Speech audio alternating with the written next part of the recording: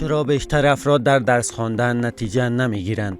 زیادتر افراد وقتی یک کار را شروع میکنند آن را نیمه رها میکنند یا در شروع بسیار عالی می باشند و در وسط وقتی مشکلات زیاد شد مسیر خود را رها میکنند. به همین دلیل زیادتر آنها نتیجه نمیگیرند.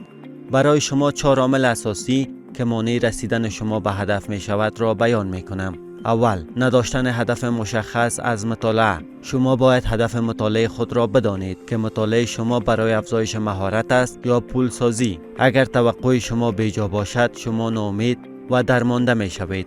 دوم، عدم تمرکز. زیادتر آنها به یک بخش توجه ندارند و همزمان می خواهند که چندین بخش را یاد بگیرند که خود این کار اشتباه است. مثال، آنها همزمان می خواهند انگلیسی یاد بگیرند، تجارت آنلاین یاد بگیرند، دیزاین محصولات یاد بگیرند یا بخش های دیگر را یاد بگیرند که این کار اشتباه است.